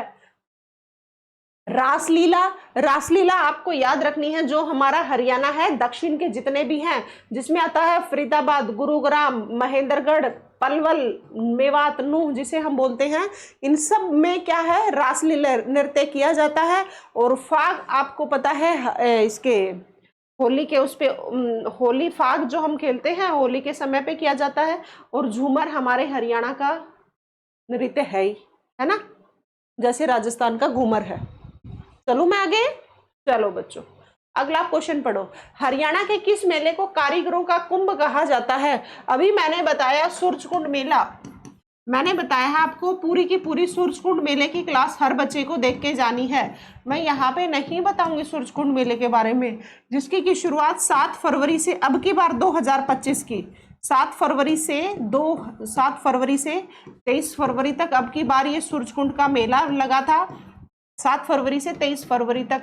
अब की बार ये फरवरी का में आपको पता है कारीगरों का कुंभ है सूरजकुंड मेला, जिसकी कि अब की बार जो लगा था ये 7 फरवरी से 23 फरवरी तक लगा था।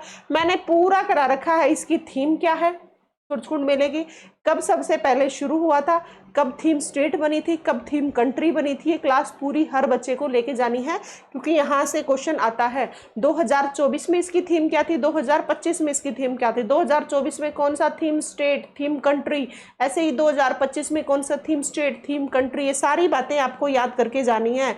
सूरजकुंड मेले की शुरुआत किसके द्वारा की गई थी? अनंग पाल तोमर ने सूरजकुंड मेले की शुरुआत की थी।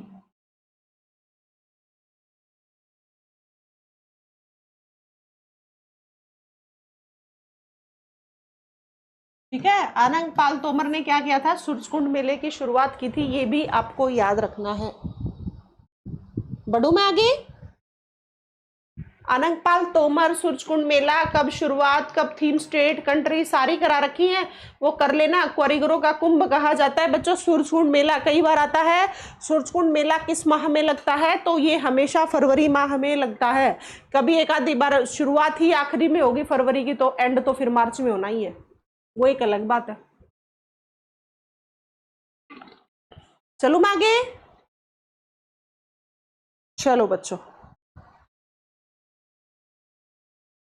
2011 की जनगणना के अनुसार ध्यान से पढ़ना, हरियाणा में महिला साक्षरता प्रतिशत कितना है?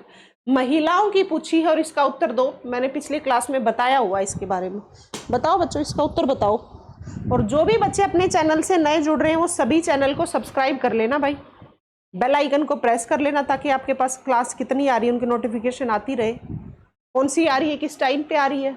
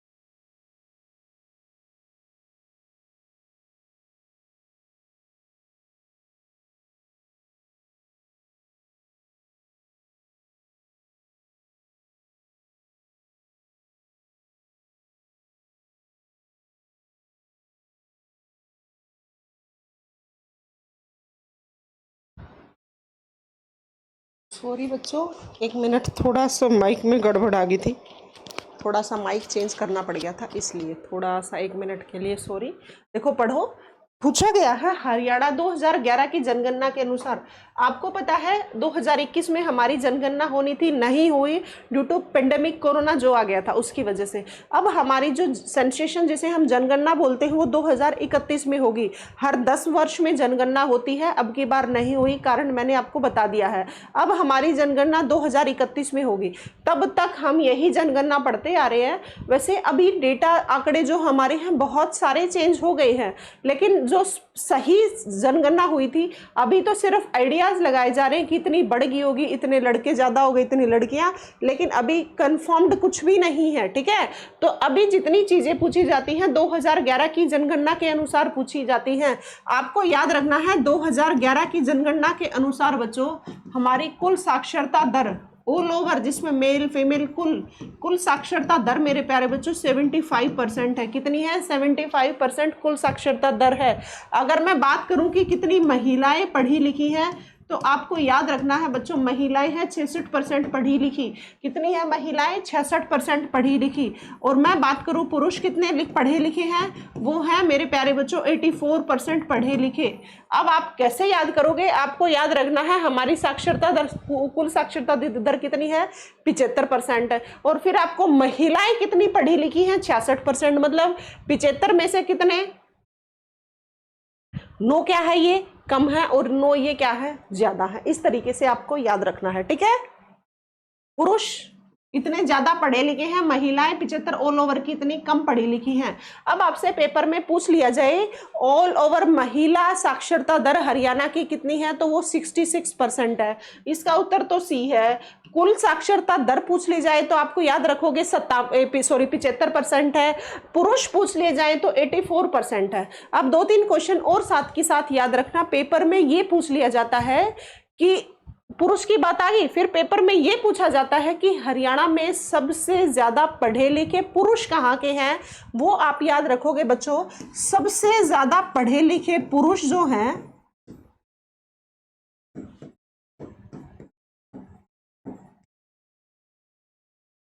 सबसे ज्यादा पढ़े लिखे पुरुष जो हैं बच्चों वो है रेवाड़ी के। कहाँ के हैं? रेवाड़ी के। और सबसे ज्यादा महिलाएं पूछ ली जाए ऑल ओवर, जैसे कि सबसे ज्यादा पढ़े लिखे ऑल ओवर हरियाणा में सबसे ज्यादा पढ़े लिखे गुरुग्राम में है। ये 3 बातें आपको याद हो गई। कुल साक्षरता दर 75%, महिलाएं 66% पढ़ी लिखी हैं, पुरुष 84, कई बार 85 भी लिखा होता है। ठीक है, 85 भी लिखा होता है कई बार, तो 85 भी आपको याद रखना है। 84 हो तो 84, 85 है तो 85। पुरुष साक्षर इतने हो गए। ये तीनों बातें याद करने के बाद आपको 2 बातें और याद रखनी है। ऑल ओवर हरियाणा में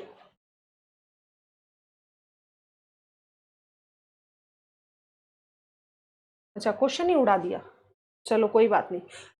ऑल ओवर हरियाणा में ये ना दुपट्टा ना टच होते ही ये स्क्रीन पे कोई ना कोई पॉइंट चल जाता है। चलो मैं थोड़ी सी आगे हो जाती हूँ। ऑल ओवर हरियाणा में सबसे ज्यादा पढ़े लिखे लोग कहाँ के हैं वो आप याद रखोगे। जैसे कुल साक्षरता दर 75% है ना, तो ऐसे ही आपको ऑल ओवर हरियाणा में पढ़े लिखे पुरुष और महिलाएं, ऑल ओवर में तो दोनों आ गए ना, तो वो है गुरुग्राम के। तो सबसे ज्यादा पढ़े लिखे हमारे हरियाणा में गुरुग्राम के लोग हैं। अब स्पेशल पूछ लिया जाए सबसे ज्यादा पढ़ी लिखी महिलाएं कहाँ की हैं, तो भी आपको याद रखना है मेरे प्यारे बच्चों, सबसे ज्यादा पढ़ी लिखी महिलाएं भी गुरुग्राम की हैं। और पेपर में फिर पूछ लिया जाता है सबसे ज्यादा पढ़े लिखे पुरुष कहाँ के हैं। जब ये क्वेश्चन पूछ लिया जाए सबसे ज्यादा पढ़े लिखे पुरुष, तो आपको याद रखना है रेवाड़ी के हैं। कहाँ के हैं? रेवाड़ी के। पुरुष पूछ लिया जाए तो सबसे ज्यादा रेवाड़ी के पढ़े लिखे हैं, महिलाएं पूछ ली जाए तो गुरुग्राम की, ऑल ओवर पूछ ली जाए तो भी आपको याद रखना है सबसे ज्यादा पढ़े लिखे गुरुग्राम के। अब मैं कम की बात करूं, अगर आपसे पूछ लिया जाए सबसे ज्यादा कम पढ़े लिखे लोग कहाँ के हैं, सबसे ज्यादा कम पढ़ी लिखी महिलाएं कहाँ की हैं, सबसे ज्यादा कम पढ़े लिखे पुरुष कहाँ के हैं, तीनों का केवल और केवल एक उत्तर है, वो है मेरे प्यारे बच्चों नो। जिसे हम मेवात कहते थे पहले, तो सबसे ज्यादा कम पढ़े लिखे लोग कहाँ के हैं, वो हैं बच्चों नूह के। और कितने परसेंट पढ़े लिखे हैं वो भी आपको याद रखना है, केवल और केवल 54% लोग वहां के पढ़े लिखे हैं। ये सारी बातें एजुकेशन वाली जितनी एग्जाम में आती हैं वो मैंने सारी की सारी बता दी हैं। उम्मीद करती हूँ आपके दिमाग में सारी बातें सेट हो गई होंगी। ना हो तो एक बार फिर से पीछे करके क्लास को या रोक के क्लास को देख लेना, ठीक है। अगला क्वेश्चन देखो बच्चों, हरियाणा के महेंद्रगढ़ जिले में से निम्न में से क्या प्रमुख रूप से खनन किया जाता है। मैंने आपको पिछली क्लास में बताया था खनन से रिलेटेड स्लेट, कुंडग्राम, रेवाड़ी का सबसे ज्यादा फेमस है। स्लेट पत्थर कहाँ है सबसे ज्यादा, कुंडग्राम। और कुंडग्राम मेरे प्यारे बच्चों कहाँ की जगह है, रेवाड़ी की। फिर आपको याद रखना है महेंद्रगढ़ जिले में प्रमुख रूप से खनन किया जाता है लोहे का, ये आपको उत्तर याद रखना है। और कुंडग्राम रेवाड़ी का स्लेट पत्थर भी इंपॉर्टेंट है, बहुत बार एग्जाम में पूछा जाता है, आपको ये बातें याद रखनी है।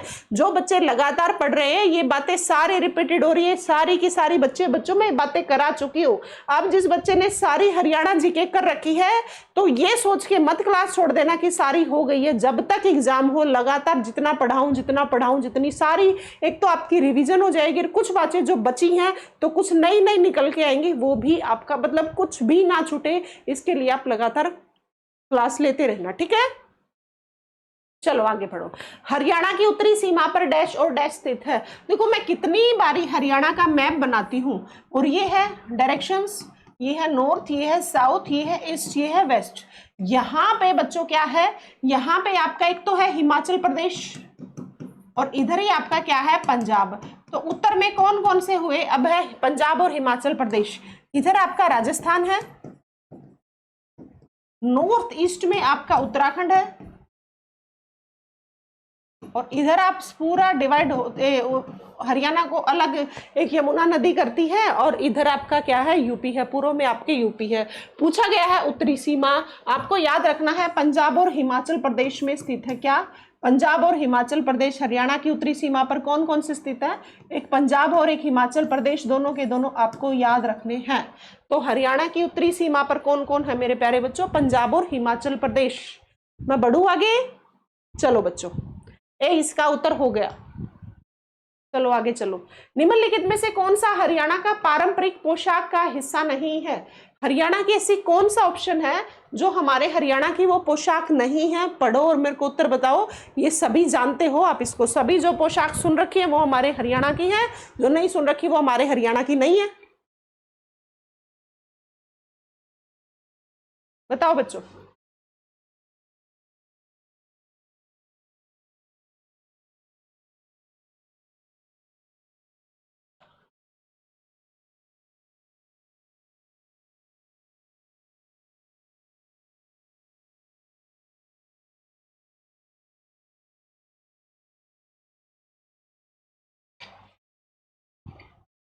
मैं बात करूं पारंपरिक पोशाक की, पारंपरिक पोशाक का हिस्सा नहीं है। आपने हरियाणा में दामन सुन रखा है, सभी ने सुन रखा है। क्या चोरनो सुन रखा है, बताओ। क्या पगड़ी सुन रखी है, क्या चुंदड़ सुन रखा है। चुंदड़, दामन, पगड़ी तीनों सुन रखे हैं बच्चों ने, लेकिन चोरनो किसी ने नहीं सुन रखा। तो इसका मतलब इसका उत्तर होगा बी, ये हरियाणा की पोशाक नहीं है। आपने दामन भी सुन रखा है, पगड़ी भी सुन रखा है, चुंदड़ भी सुन रखा है, लेकिन चोरनो नहीं सुन रखा। और पूछा भी यही है कि कौन से आपके हरियाणा की पोशाक नहीं है, तो क्या नहीं है बच्चों, चोरनो नहीं है।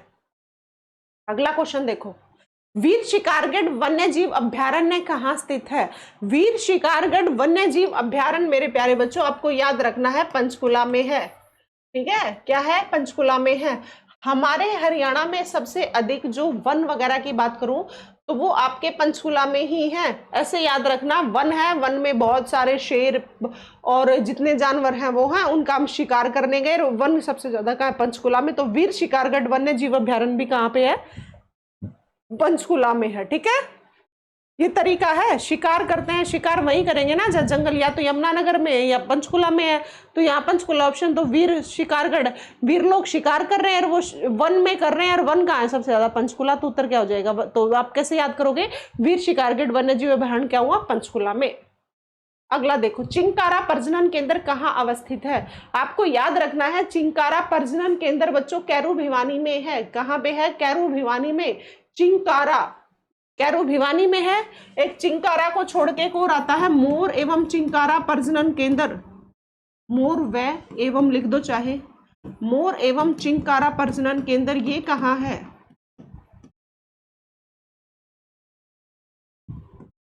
ये आपको याद रखना है, ये है आपका झाबुआ रेवाड़ी में, ये झाबुआ जगह है रेवाड़ी की। मोर एवं चिंकारा प्रजनन केंद्र और केवल चिंकारा प्रजनन केंद्र, बोथ थिंग्स आर डिफरेंट, ठीक है, बोथ प्लेस आर डिफरेंट, ये बात आपको याद रखनी है। चिंकारा प्रजनन केंद्र पूछ लिया जाए, आप याद रखोगे कैरू भिवानी में, कैरू जगह है भिवानी की। अगर आपसे पूछ लिया जाए मोर एवं चिंकारा प्रजनन केंद्र, तो आप याद रखोगे बच्चों झाबुआ रेवाड़ी में है क्या? मोर एवं चिंकारा प्रजनन केंद्र। उम्मीद करती हूँ 2-3 बार बोल दिया, अब याद हो गया होगा। चलो मैं आगे, चलो बच्चों, भारतीय प्रबंधन संस्थान हरियाणा में कहाँ अवस्थित है? ये आपको मैंने बता रखा है, लेकिन अब बस इतना हो गया कि अब इसको इंग्लिश में लिख दिया। IIM, Indian institute of management, ये IIM कहाँ पे है? भारतीय प्रबंधन संस्थान इंडियन इंस्टीट्यूट ऑफ मैनेजमेंट, ये आपका बच्चों रोहतक में है। कहाँ पे है? रोहतक में। IIM की स्थापना कब हुई थी? ये भी आपको याद रखना है, 2009 में। कब बना था ये IIM? 2009 में। भारतीय प्रबंधन संस्थान देख लो, आपका ऐसे हिंदी में भी लिखा आ सकता है, आपका इंग्लिश में भी लिखा आ सकता है, IIM भी लिखा आ सकता है, IIM की फुल फॉर्म भी दे सकते हैं, इंडियन इंस्टीट्यूट ऑफ मैनेजमेंट। आपको हर तरीके से बात का पता होना चाहिए, पेपर में ऐसे ही उलझते। एक बार क्वेश्चन में आ गया था, पढ़े लिखे से बात आई। हरियाणा में जब मैंने आपको बता दिया ऑल ओवर सबसे कम साक्षरता दर मेवात की है ना, तो मैंने आपको बता दिया कि सबसे कम साक्षरता दर है मेवात की है, जहां पे पुरुष भी कम पढ़े लिखे हैं, महिलाएं भी। अब बात हुई थी ये कि केवल और केवल कम साक्षरता दर मेवात की है। उस टाइम बहुत से लोगों के क्वेश्चन ये आ गया कि सबसे कम पढ़ी लिखी महिलाएं कहाँ की है, तो बच्चे कंफ्यूज हो गए इसमें कि ये अब क्या ऑप्शन करें। तो बच्चों को ना बिल्कुल डायरेक्ट बात बता दी जाए तो ही उनके दिमाग में सेट होती है। तो मैं आपको ये बताना चाह रही हूँ, चीजें ऐसे भी घुमा के पूछी जा सकती है। वो क्वेश्चन बहुत सारे बच्चे गलत भी करके आए थे, जैसे शन्नु देवी प्रथम विधानसभा की अध्यक्ष कौन थे, तो पूछा गया था प्रथम विधानसभा के अध्यक्ष कौन थे। पेपर में बहुत सारे बच्चे वीरेंद्र नारायण चक्रवर्ती जो थे, वीरेंद्र सिंह, इनके बारे में लिखा है, ठीक है।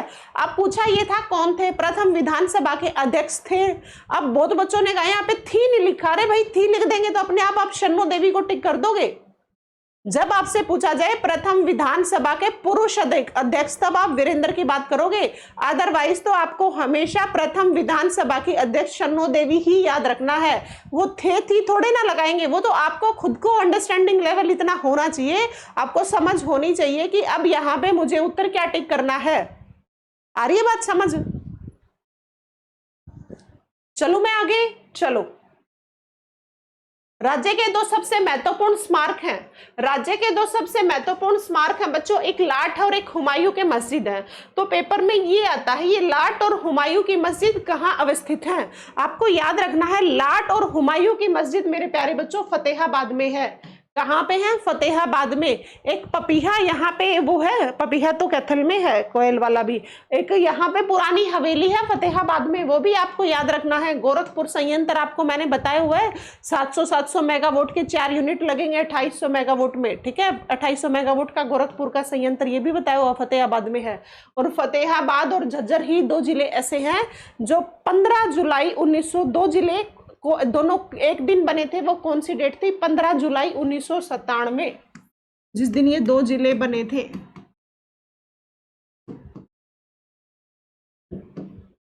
15 जुलाई 1997, फतेहाबाद और झज्जर। हुमायूं और लाट की मस्जिद कहाँ है? फतेहाबाद में, ये याद रखना। चलो अगले क्वेश्चन पे बढ़ो। उस जगह की पहचान कीजिए जहां गुरु गोविंद सिंह पहाड़ी राजाओं के साथ युद्ध के बाद 52 दिनों तक रुके थे। कौन सी ऐसी जो जगह है जहां पे गुरु गोविंद सिंह, आपको पता है इनके 10वें गुरु थे गुरु गोविंद सिंह, ठीक है। 10वें गुरु थे गुरु गोविंद सिंह। पूछा गया है पहाड़ी राजाओं के साथ युद्ध के बाद 52 दिन तक रुके थे, वो कौन सी जगह थी? और वो जगह आपको याद रखनी है। ये बहुत बार क्वेश्चन आता है, ये इंपॉर्टेंट क्वेश्चन है बच्चों। 52 दिन तो रुके थे, वो था गुरुद्वारा कपाल मोचन। कौन सी जगह पे? गुरुद्वारा कपाल मोचन। कई बार पेपर में आता है कपाल मोचन कहाँ है, तो भी आपको याद रखना है कपाल मोचन बच्चों यमुनानगर में है। कहाँ पे है? यमुनानगर। ठीक है, कपाल मोचन यमुनानगर में है, ये भी उत्तर आपको याद रखना है। 52 दिनों तक रुके थे गुरुद्वारा कपाल मोचन में, और कपाल मोचन यमुनानगर में है। अगला क्वेश्चन देखो, पानीपत का तीसरा युद्ध निम्नलिखित में से किसके बीच हुआ था? पहला युद्ध 1526, दूसरा युद्ध 1556, तीसरा युद्ध 1761। 1761 में जब ये युद्ध हुआ था, अहमद शाह अब्दाली और मराठों के बीच हुआ था, और मराठे इसमें हारे थे। तो किसके बीच हुआ था? पूछा क्या गया है? तीसरा युद्ध। पहला 26, दूसरा 56, तीसरा 1761। और अहमद शाह अब्दाली और मराठों के बीच हुआ था पानीपत का तीसरा युद्ध, जिसमें कि मराठे हारे थे। और 1761 भी आपको डेट याद रखनी है। चलो मैं आगे, चलो बच्चों अगला क्वेश्चन देखो, ये एक नया क्वेश्चन है और ये आपको याद रखना है। इसे हम करंट का क्वेश्चन भी मान सकते हैं। प्रत्येक माह का कौन सा दिन है? तिथि भोजन बेटी का जन्मदिन स्कूल में अभिनंदन के रूप में मनाया जाता है। प्रत्येक माह का हर गवर्नमेंट स्कूल ने पूरे माह में एक दिन बना दिया। वो क्या बनाया? प्रत्येक माह को कौन सा दिन तिथि भोजन बेटी का जन्मदिन स्कूल में अभिनंदन के रूप में मनाया जाता है। और ये आपको याद रखना है, हर तीसरा मंगलवार। हर तीसरा मंगलवार, प्रत्येक माह का तीसरा मंगलवार भोजन बेटी का जन्मदिन स्कूल में अभिनंदन के रूप में मनाया जाता है। भाई बेटी का जन्मदिन और स्कूल में उसका अभिनंदन, इस तरीके से कुछ भोजन डिस्ट्रीब्यूट कर दिया जाता है, वो हर तीसरे मंगलवार को होता है, ये आपको याद रखना है। अगला क्वेश्चन पढ़ो, मुगल शासक अकबर के शासन के दौरान रेवाड़ी का शासक कौन था? मुगल शासक अकबर के शासन के दौरान रेवाड़ी का शासक कौन था? क्वेश्चन है ये। और ये आपको याद रखना है, रेवाड़ी का शासक था मेरे प्यारे बच्चों हेमचंद्र। कौन था? हेमचंद्र। अकबर के शासन के दौरान रेवाड़ी का शासक था हेमचंद्र। हेमचंद्र एक बड़ा ही स्ट्रोंग राजा रहा है। और हेमचंद्र ये जो है ना पीतल के ये बर्तन, जिसे हम रेवाड़ी को ये नहीं बोलते पीतल नगरी, ये फिर ये जो हम टोकनी बनाते हैं सारी चीजें पीतल की, ये इन्हीं के शासनकाल में कहीं कहीं से मंगवा के ये काम कार्य किया जाता था। और आपको याद रखना है, मुगल शासक अकबर के शासन के दौरान रेवाड़ी का शासक कौन था? हेमचंद्र। और रेवाड़ी राजा रेवत ने अपनी पुत्री राजा रेवती के नाम पे बसाया था। राजा रेवती के नाम पे है, और कुछ भी याद नहीं रखना, रेवती के नाम पे है रेवाड़ी। और दूसरी बात आपको याद रखना है, रेवाड़ी को हम क्या बोलते हो? वीर नगरी कौन सी है आपकी? और पीतल नगरी कौन सी है? पीतल नगरी रेवाड़ी ही है। अच्छा, आपको याद रखना है, नाहर वन्य जीव अभ्यारण्य, नाहर वन्य जीव अभ्यारण्य आपका कहाँ पे है? रेवाड़ी में ही है। ठीक है, ये आपको याद रखना। प्रथम गौशाला कहाँ खोली गई थी? रेवाड़ी में ही खोली गई थी। ठीक है, ये सभी बातें आपको याद रखनी है। जितनी बातें डेली बताती रहूं, आप कम से कम 1 घंटा अपनी हरियाणा जीके के लिए अब जरूर निकालिए, क्योंकि अब आपके पास समय कम है और हरियाणा जीके का स्कोर आपको ज़्यादा करना है, क्योंकि सबसे ज़्यादा नंबर की हरियाणा जीके ही आएगी। मैं आपको पूरी हरियाणा जीके जितनी हो चुकी है, चिंता मत करो, सारी करा दी है। जिस बच्चे ने नहीं भी पढ़ी है कोई बात नहीं, अब से अगर आप लगातार एग्जाम तक पढ़ते रहोगे तो भी आप अच्छा खासा स्कोर कर पाओगे। चिंता मत करो, कोई भी चीज़ आपको छोड़ के नहीं भेजूंगी, हर एक चीज़ एग्जाम तक सारी की सारी चीज़ें यूट्यूब पे आपको करा के भेजूंगी। ठीक है, तो सभी बच्चे डेली क्लास लेना। कल से अपनी 8 बजे लाइव क्लास रहेगी, हर बच्चा क्लास में जुड़ेगा। डेली लाइव क्लास लूंगी, लेकिन वो लाइव क्लास तभी रहेगी जब ज़्यादा बच्चे जुड़ेंगे। ठीक है, और मैं आप लोगों के रिप्लाई भी तभी दे पाऊंगी। ठीक है, मैं चाह रही हूँ, बच्चों के समस्याएं बहुत आएंगी क्योंकि एग्जाम पास में है, तो डेली लाइव क्लास ले ली जाए तो उनकी क्वेरी डाउट जो भी रहेंगे उन पर भी आप बातें कर लेंगे। ठीक है, चलो बच्चों, ये थी आज की अपनी क्लास, बेहतरीन क्लास, बेहद इंपॉर्टेंट क्लास। डेली आपको ऐसे ही क्लास दी जाएंगी। सभी बच्चे अपने चैनल को सब्सक्राइब कर लेना, बेल आइकन को प्रेस कर लेना, ताकि आपके पास कौन सी क्लास किस टाइम आ रही है आप तक नोटिफिकेशन पहुंचती रहे। ठीक है, और ये जो क्लास आपको पसंद आए तो बच्चों आप लाइक कर देना, अच्छी लगे कमेंट कर सकते हैं, डाउट हो तो आप कमेंट्स में डाल देना, जरूर पूछ लेना। ठीक है, और ये PDF आपको टेलीग्राम चैनल पे मिल जाएगी, सभी बच्चे टेलीग्राम चैनल को ज्वाइन कर लेना। और चलो बच्चों, बहुत बहुत धन्यवाद, खूब मेहनत करते रहो, कंसिस्टेंसी अपनी ज़िंदगी में ज़रूरी है, वैसे ही हाल फिलहाल में आपकी पढ़ाई को लेके बेहद ज़रूरी है। जैसे कहते हैं कि ज़िंदगी में हर जगह पे डिसिप्लिन की ज़रूरत है, और हाल फिलहाल में तो बहुत ज़्यादा ज़रूरत है। एक दिन भी आपने कुछ मिस कर दिया तो आप एक दिन पीछे हो गए। बहुत बच्चे अपनी खूब जम के तैयारी कर रहे हैं, उन्हीं में से आप अच्छा स्कोर करने वालों में से एक बच्चा आपको भी बनना है। और जो बच्चा ये सोच के पढ़ेगा कि कितने बच्चे पढ़ रहे हैं मुझे कोई मतलब नहीं है, मैं बेस्ट तैयारी करके बेस्ट स्कोर करूंगा, बस इतना ही अपने आप से ही मतलब रख के पढ़ना, ज़्यादा किसी में इन्वॉल्व होने की फिलहाल ज़रूरत नहीं है। ठीक है, खूब पढ़ा करो, खूब मेहनत करो, ज़रूर सफल हो जाओगे, लेकिन आपको मेहनत तो करनी पड़ेगी। मेहनत का सफलता का कोई ऑल्टरनेट नहीं है, सिर्फ हार्ड वर्क, स्मार्ट तरीके से स्टडी, और अपने आप को थोड़ा कष्ट देते रहो। थोड़ा सा जल्दी उठो, लेट सो, कोई बात नहीं, कुछ दिनों की बात है, कम घंटे सो भी गए तो कोई खास फर्क नहीं पड़ता। आपकी बॉडी को जितनी देर आप सुलाते हो उतनी ही हैबिचुअल हो जाती है। जब मैं पढ़ती थी सच में मैं बहुत कम सोती थी, वो एक अलग बात है। अब मैं रिलैक्स रहती हूँ तो मैं बहुत सोती हूँ, लेकिन जब मैं पढ़ती थी तब ऐसा नहीं करती थी, तब मैं बहुत घंटे पढ़ती थी, बहुत कम सोती थी। ठीक है, हाँ, पेपर आपको देना, आप सिरदर्दी लो।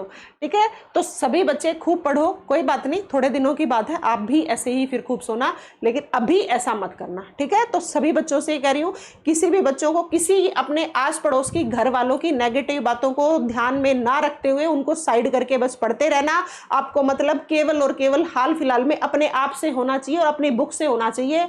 आपका संबंध फिलहाल आपकी बुक से है और किसी के साथ कुछ भी नहीं है। ठीक है, ना किसी के साथ आपको लड़ाई झगड़े करने, ना किसी के साथ बहस करनी, ना कहीं फंक्शन कहीं जाकर टाइम बर्बाद करना, सिर्फ अपने आप पे फोकस रहना, अपने आप पे मेहनत करना, जरूर सफल हो जाओगे। अपने आप को सकारात्मक रह के पढ़िए। ठीक है, और पेपर बहुत जल्दी होगा। ठीक है, चलो धन्यवाद बच्चों। क्लास पसंद आए तो लाइक कर देना, जो नए बच्चे चैनल को अपने को सब्सक्राइब करना, डेली आपको अच्छा कंटेंट प्रोवाइड करवा देंगे, चिंता मत करो। थैंक यू बच्चों।